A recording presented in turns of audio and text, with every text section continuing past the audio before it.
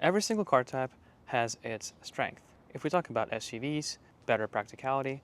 If we talk about sedans, they have a sportier stance, lower seating position, and hence better handling. But when we think about pickup trucks, we usually imagine very commanding sitting position, great bed with lots of cargo you can put into, and a great towing capacity. But this 2025 Ford Maverick Lobo is a very interesting vehicle because it is not a usual pickup truck. Ford tried to make it a fun to drive vehicle. Usually these cars are not driven spiritedly and they're not meant to be driven spiritedly, but this one actually is built for you to go on the track or on an autocross and have some fun. So today, along with you guys, I wanted to figure out if the pickup truck can be fun to drive with this 2025 Maverick Lobo. So first, let's try to figure out how Ford tried to make this car fun to drive. And the first thing they did is that they changed the transmission from 8-speed to 7-speed, and they took it from the mighty Focus ST, which is sadly not sold in the US and Canada, and it used to be sold here, but they decided to kill it and only sell it in Europe, which is so sad for car enthusiasts. And from that exact sporty Focus ST, they also took the larger brakes, which are dual piston front caliper, and if you haven't noticed it yet, this Maverick Lobo is lowered compared to the usual Maverick. It is half an inch lower in the front axle, and in the rear axle it is lowered by 1 inch, and it is also driven on a sportier, stiffer suspension.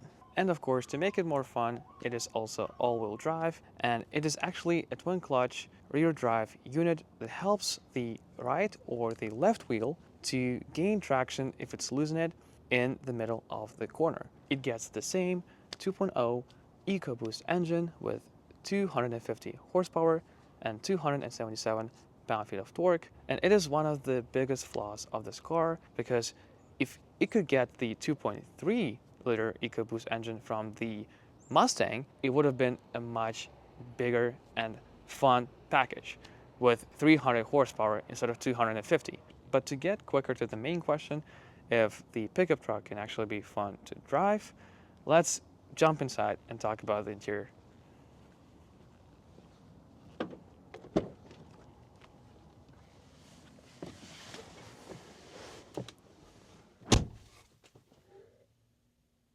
This is the startup procedure, and here's the engine start-stop button.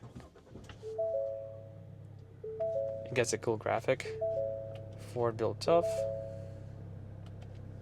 This car has lots of physical controls, but the only thing I don't like is that you don't get any AC controls with the button layout. You can only set your temperature or your heated seats using this screen, which is not ideal.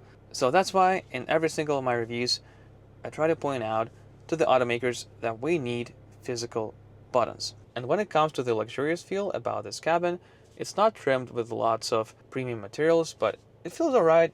And we have to remember, this is the affordable, small, compact pickup truck from Ford. I didn't expect this to be a very luxurious experience when it comes to the interior layout.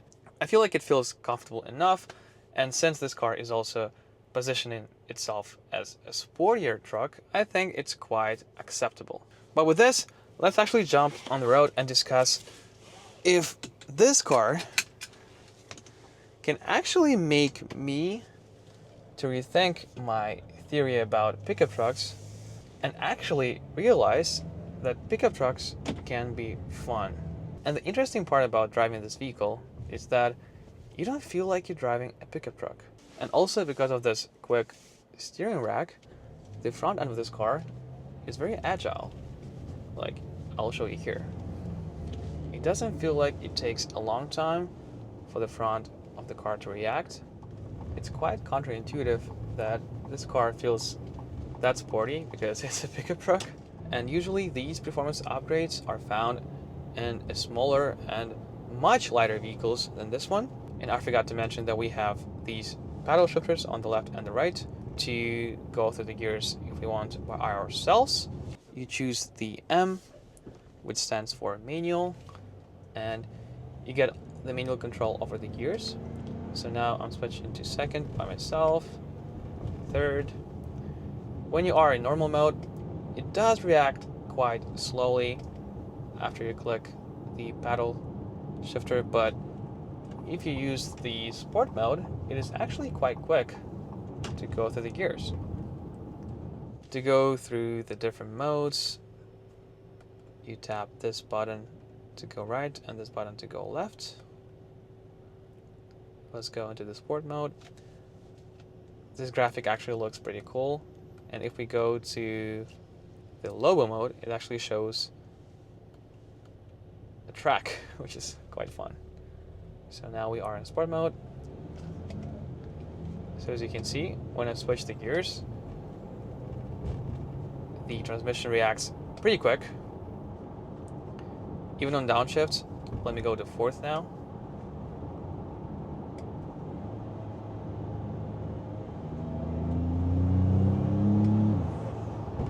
Even though it's a 4-cylinder, I don't feel like it sounds quite bad. Let me go to the manual mode, select second gear. Let's hit this corner.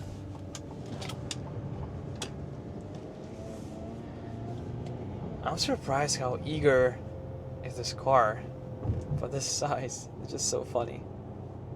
For some reason, Ford put some really cheap all-season tires, and I feel like it lets down this car a bit.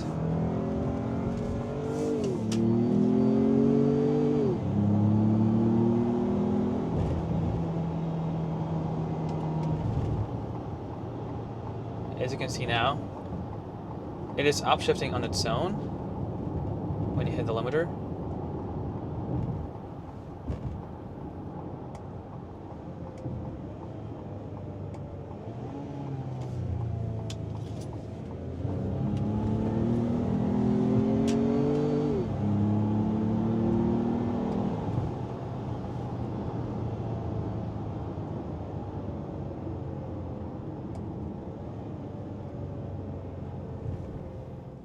Just give this taxi a little bit of room in front of me. Are you ready, guys? Let's go.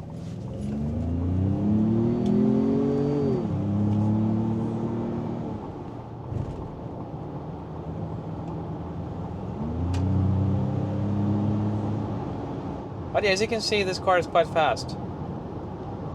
Maybe we don't even need a 2.3 liter EcoBoost engine, who knows? And since this car is all-wheel drive, you don't have trouble with traction. Let's go into the manual mode. Drop a couple of gears.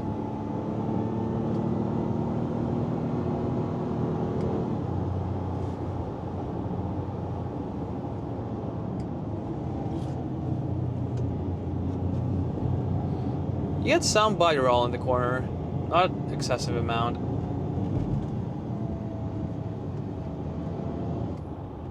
There are some pickup trucks and some SUVs that can be fun to drive. This Maverick Lobo is an example of how to make something like a pickup truck fun to drive, engaging to drive. And there are some examples of SUVs that also achieve the same goal.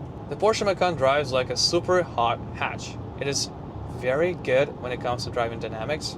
You also get the paddle shifters to switch your own gears if you want. And you know, it's a Porsche, so they know how to tune the suspension and the steering to make the car engaging and fun to drive. I like that it's eager to downshift.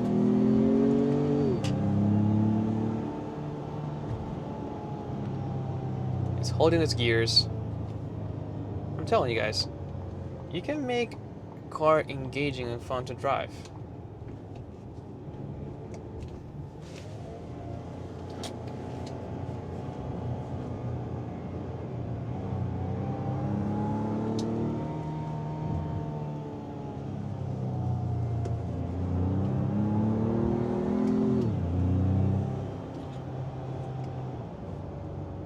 So as I have demonstrated to you, this transmission makes this car very engaging to drive, very fun to drive, because I'm eager to use these pedals.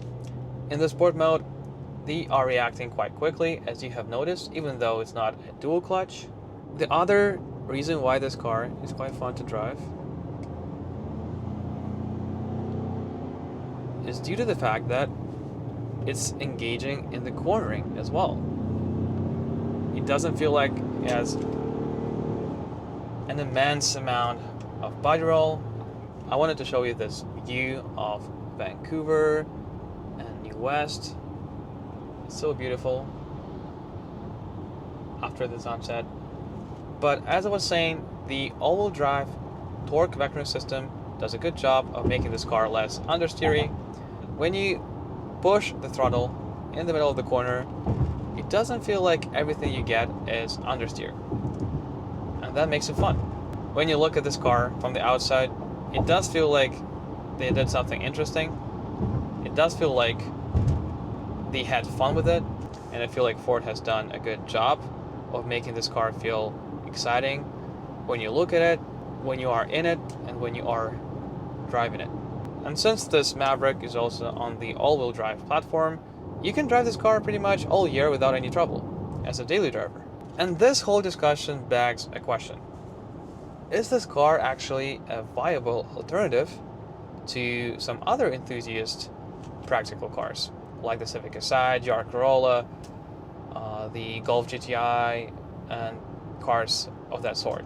Pickup truck is a whole different game, is a whole different class, and I feel like if you are a person who is looking to buy a GTI, let's say, you're probably not cross-shopping a GTI with the Maverick Lobo. The reason could be the fact that the Lobo is a new name and it's not very popular, and the GTI has been around for like 50 years. But if you are a fan of Ford and you are sad that they have canceled the Focus ST and the Focus RS, this might be a solution for you. So let me know in the comments below. How do you feel about this pickup truck? Do you feel like I'm being reasonable when I'm saying that this car is quite fun to drive? And if you enjoy reviews like this and you want to see more of these, please like and subscribe. And as always, stay safe out there, keep enjoying the drive, and I'll see you in the next one.